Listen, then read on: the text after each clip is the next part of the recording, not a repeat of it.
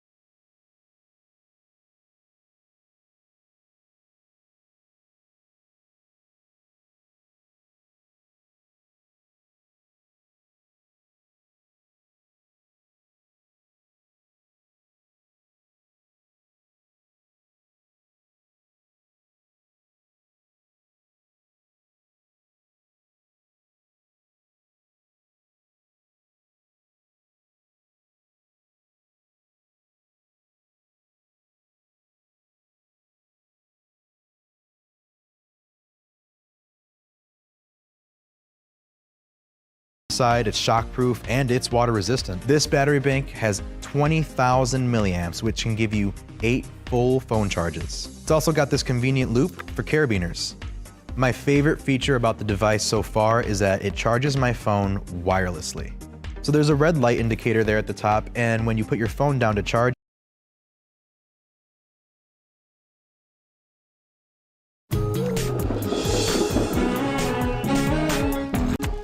archaeology. Been told one day an angel appeared and told her she had been chosen to have God's son.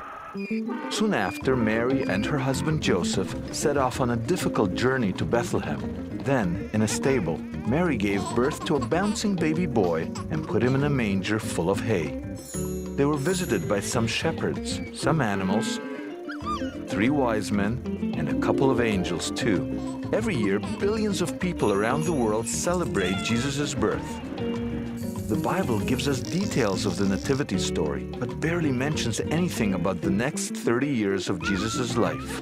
These are the lost years. And what he did in his youth is open to a variety of interpretations, which have evolved for over 2,000 years. With archaeology as my guide, I'm going to retrace the footsteps of the young Jesus. I'll go where he went and see what he saw, trying to unravel the truth from tradition. My search begins where it all began, the little town of Bethlehem. This is the traditional place of the birth of Jesus. This is where the manger is supposed to be. And this is where the Magi are supposed to have come. The star led them to this very place according to Christian lore. This is the traditional Bethlehem. But is it the Bethlehem of archaeology? This is exciting. This is the Church of Nativity. We're talking about a 1,600-year-old church. Now, we could stay in line here, or we could say we're television. We don't have to stay in line.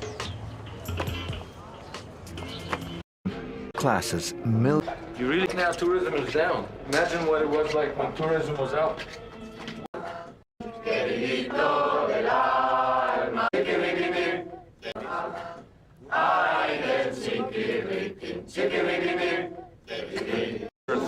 The virgin birth is supposed to have taken place according to tradition, and where the gospel story is kind of matched to the archaeological way.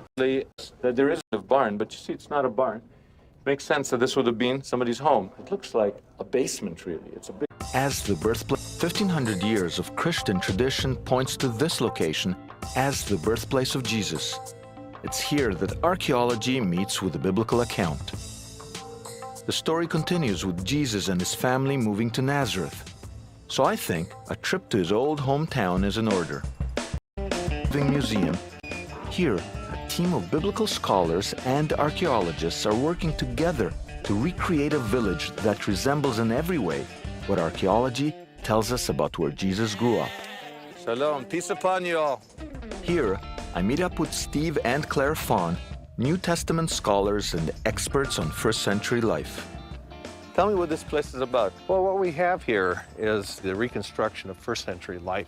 As a location, this is only 500 meters away from where Jesus lived, so we know that it existed during the time of Jesus and his family. Is this based on Hollywood's version of what things look like, or is this solid archaeology? We've built these buildings out of the same rock, the same mortar, the same roof beams that would have been used back in the first century. This actually looks ancient, this hole in the ground. What you find here is a drain in which rainwater can come down. You've got the water coming down here. It's collecting the rainwater, right? Yeah.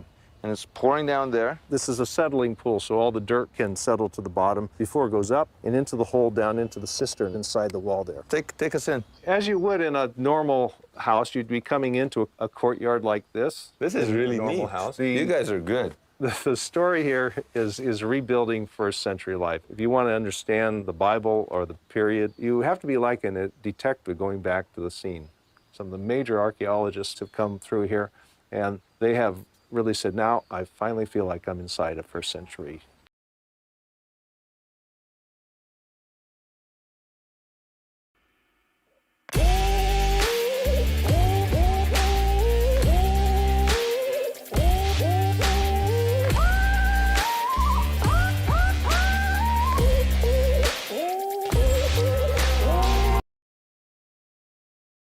Why is it so hard for hardworking people to find a pair of reliable and durable shoes that can withstand anything that is thrown or dropped on them? Introducing Indestructible Shoes, the first pair of work shoes that were designed specifically for hardworking people like yourself to handle whatever life throws at them. But if you're not interested in a solution for work shoes that provides comfort, style, and protection, feel free to skip this video. However, if you are ready to take your shoe game to the next level and give your feet the love that they deserve, keep watching. Hi, my name's Alex, and since our inception, we've helped tens of thousands of hardworking people just like you give their feet the protection they deserve while not sacrificing on. It comes alive. Instead of looking at some rocks on the floor, you're sitting here, you could just see that second level. Right. Sweetie, come down for dinner. You know, I could just... That's it. It's amazing. I can still hear them arguing after all these years. It's definitely a Jewish home. Yeah. Steve shows me a replica of the type of house Jesus grew up in. The carpenter shop where he would have helped his father, and the synagogue where he would have prayed. From this recreated village, we can actually envision the early home life of Jesus. Cool. The only talk about Childbirth, New Testament, and a picture of tell in mode. If we sense this family or a family, because the house was so full, because there was no room in the guest room, when Mary went into labor, the question was, where can she have this baby in peace and quiet with some privacy? And the best suggestion they could come up with a room like that. was to empty out the storeroom and lay down fresh hay and give her a little bit of privacy. So this is what it probably looked like. Didn't look like an American barn, right? Claire takes me to a grotto that looks very similar to the basement of the Church of the Nativity.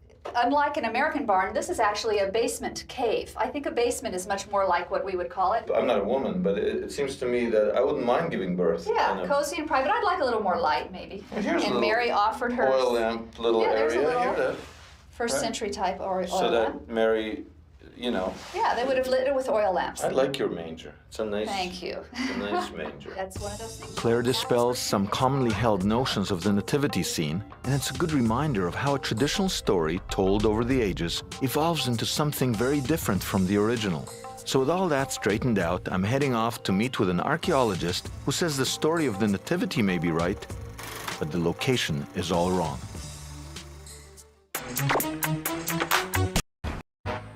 It's the little-known Bethlehem of the Galilee, 120 kilometers north of the Judean Bethlehem, where most think Jesus was born. Here I'm meeting with archaeologist Aviram Oshri. Oshri thinks everyone's got the wrong Bethlehem, and his proof begins with a large wall surrounding this tiny village. This is Bethlehem of Galilee. This is the Galilean Bethlehem? Yeah. We're coming towards Galilean Bethlehem now. Yeah, And what's cozy this? and private. I'd like a little more light. This maybe. is the wall. And Mary offered These are big her blocks. Little Yeah, there's a area. If I would have just been wandering First around century here, type. I would have thought that these stones are just My some kind of favorite terracing feature about the But in a device so minute, I'll far show is you why that it it can't be charges just my a simple phone terrace. wirelessly. Because So there's a red light rampart, indicator big there at the- rampart leading into the city. So it's a real fortification. Yeah. Here we see a rampart which is connected to the wall. It's built on both sides, and it leads us upwards into the city. Walls and ramparts were the primary defenses of ancient cities. These Byzantine fortifications suggest that a powerful city once stood here. But Bethlehem of the Galilee was a tiny village. What could these later Christians have been protecting? So this is not a small village. It's a small village by size. It's a small village with a very big fortification. Yeah. Ah, Here you can see the continuation of the wall. Usually you find that kind of walls in big cities like Jerusalem. It's quite unique for a village that small to be fortified. so you're saying the fact that there is such a significant wall for what otherwise would be a small little village must mean that the Christians care a lot about this particular village. Yeah, exactly. You think through excavations like this, you've actually found the place of the Nativity. I do believe that this is the site of the Nativity. If Oshri is right, how did Matthew and Luke, writing a few decades after Jesus' death, confuse the Bethlehems? How do you explain the fact that there seems to be a very old tradition in the other place and total silence on this place? I would suggest Christianity wanted to turn Jesus into a Messiah. And according to the Old Testament, the Messiah should come from David's house. And David came from Bethlehem near Jerusalem. That is why Jesus had to come from that Bethlehem. The biblical prophets predicted that the Messiah will come from Village the by family size. of King David, Small who village with a hailed very from big Bethlehem of the fortification. south, Yeah. saying that Jesus was born